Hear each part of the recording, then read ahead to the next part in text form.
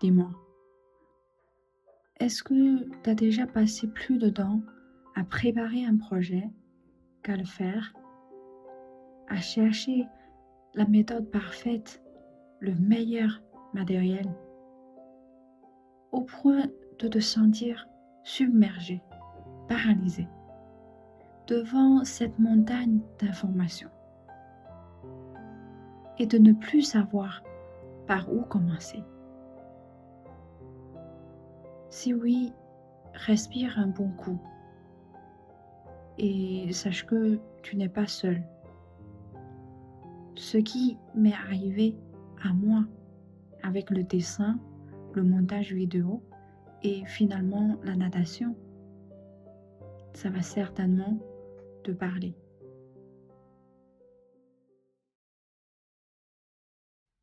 Bienvenue dans notre laboratoire de l'esprit. Ici, on ralentit, on observe avec bienveillance et on avance un pas à la fois vers une vie plus alignée. This is the Being Lab, 他去实验室。我是你的实验搭档Cynthia. Aujourd'hui, on se penche sur une expérience qu'on a tous vécue. Cette forme de paralysie qui nous frappe juste avant de commencer, souvent déguisée en préparation. Alors, je te propose un deal. Et si on observait ce sentiment comme un objet curieux sur la table pendant les prochaines minutes? On va se demander, qu'est-ce qui, dans nos têtes, nous pousse à tant préparer? Et comment retrouver la légèreté de simplement être sans les notes de bas de page? Maintenant, entrons dans notre laboratoire des vies atypiques pour une première série d'observations. Prenons un exemple très concret, le mien. C'était il y a 3 ans. Je voulais vraiment apprendre à dessiner. Je me voyais déjà croquer le monde dans un joli carnet. Mais au lieu de saisir un crayon, je me disais, il faut d'abord maîtriser les théories, la perspective, l'anatomie, etc. J'ai passé des week-ends entiers à compiler des listes de livres indispensables. Je les empilais dans mon iPad. Et cette pile me regardait silencieusement. Elle ne me disait pas, voici le savoir. Elle me disait, tu n'es pas encore à la hauteur. Résultat, une pile de livres intimidante et 0 dessin. Le vide face à la page blanche était trop effrayant. Idem pour le montage vidéo. Des heures de tutoriel dorment dans mon compte YouTube et 0 vidéo. J'étais prise dans le piège de la préparation parfaite. Puis, il y a eu la natation. L'envie était là, mais la peur aussi. Sauf que, cette fois, j'ai court-circuité mon propre cerveau. J'ai agi comme si je n'avais pas le choix. Un mardi soir, sans réfléchir, j'ai appelé la piscine. C'était ça, mon premier coup de pied, un simple coup de fil. Puis, j'ai acheté à la va-vite une paire de goggles et un bonnet. Aucune théorie, juste l'action. Et devine quoi? En quelques semaines, je nageais. Sachant que je n'ai même pas un vrai maillot de bain. Le mien était un yoga top et un legging. La différence, avec le dessin, je suis tombée dans le piège de la préparation parfaite. Le vrai blocage n'était pas la difficulté, mais l'idée qu'il fallait tout savoir avant de commencer。人生最怕开始，一旦开始行动了，就会去找各种方法助力。Mon coach, les ajustements, tout est venu après le premier coup de pied. Et toi, est-ce qu'un détail de cette histoire résonne en toi? Est-ce que tu as, toi aussi, une pile de livres qui attend quelque part? Passons de l'observation à l'analyse, avec l'équation cœur-raison.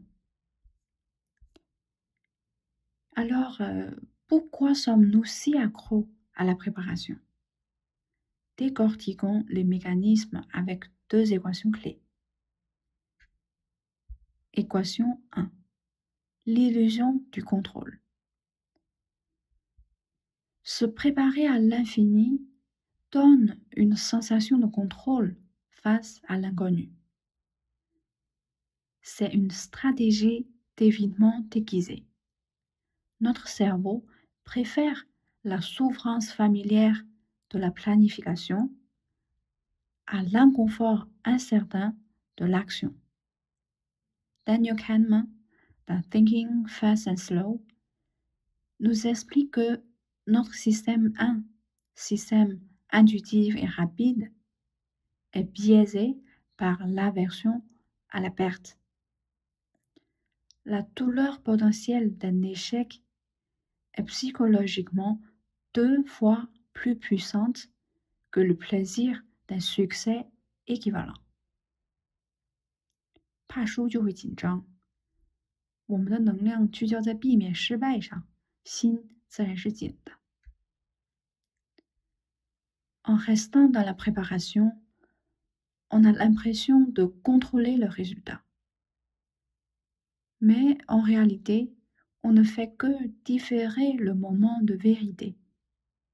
C'est comme si, devant une piscine froide, notre cerveau nous disait « Restez au bord à trembler. C'est plus sûr que de sauter et d'avoir ce choc glacial. » Il préfère la certitude de grelotter à l'incertitude de la sensation qui va suivre le plongeon. Équation 2. Le mythe de la motivation. On croit souvent qu'il faut se sentir motivé pour agir. C'est l'inverse. La motivation vient de l'action elle-même. James Clear, dans Atomic Habits, est formel. Le secret, c'est de réduire au maximum la friction du premier pas. La vraie compréhension vient de la pratique, pas de la théorie. James Clear nous encourage à rendre l'action si facile qu'elle en devient irrésistible. Tu ne te sens pas de faire 1 heure de sport. Et si la mission était juste de mettre des baskets et de sortir devant ta porte? Rien de plus. Souvent, le simple fait d'avoir franchi ce premier pas va te donner envie d'aller jusqu'au parc. C'est ça, la magie. Et pour élargir notre perspective, embarquons pour une fugue philosophique. Mais si on creuse encore, ce piège de la préparation nous renseigne sur notre rapport à l'existence elle-même. Le philosophe existentialiste Jean-Paul Sartre le disait, l'existence précède l'essence. On ne naît pas avec un moi tout fait, programmé pour un chemin tout tracé. On se crée soi-même, à travers nos choix et nos actes. C'est une phrase lourde de sens, mais concrètement, ça veut dire quoi? Ça veut dire qu'on n'a pas une âme de nageuse cachée en soi qui attend d'être découverte. Non, c'est l'acte de nager encore et encore qui va peu à peu sculpter en soi la nageuse qu'on devient. Notre essence n'est pas la cause de nos actions, elle en est la conséquence. En chinois, on dit 完满不是起点，而是终点的景象。Cela signifie la plénitude n'est pas le point de départ, mais la vue qui s'offre à l'arrivée. En passant notre temps à préparer, nous tentons désespérément de faire l'inverse, de trouver une naissance, un mode d'emploi, une identité toute faite, avant d'exister. C'est comme vouloir lire le scénario complet d'un film avant d'accepter d'aller le voir. On rate la magie de la surprise, de la création et de la découverte de soi dans l'action. C'est la différence fondamentale entre se préparer à vivre et vivre tout court. Ici, on pourrait dire, il n'y a pas de mauvaise manière de commencer. Il n'y a que des commencements que l'on rend féconds par la suite. Revenons à notre labo. L'expérience d'aujourd'hui est claire. Le chef-d'œuvre n'attend pas que la théorie soit parfaite. Il demande à être inauguré par un premier geste, aussi imparfait soit-il. Alors, je te lance un défi. L'opération briser la glace. Étape 1, identification. Au lieu de penser à ton projet, identifie la toute première micro-action qui représente le commencement. Pas apprendre à dessiner, mais tracer une première ligne sur une page blanche. Pas faire du sport, mais enfiler ses baskets. Pourquoi cette micro-action est si cruciale? Parce qu'elle change la question que ton cerveau se pose. Ce n'est plus vais-je réussir, mais vais-je faire ce tout petit geste? Et là, c'est une question bien moins angoissante. Étape 2. Action immédiate. Dans les 24 heures qui viennent, accomplis cette action, sans préparation supplémentaire. L'objectif ici n'est pas la qualité, mais le fait d'avoir brisé la glace de l'inaction. Étape 3. Observation. Après cet acte, arrête-toi 30 secondes. Observe ce qui a changé. La sensation est-elle différente? L'angoisse a-t-elle diminué?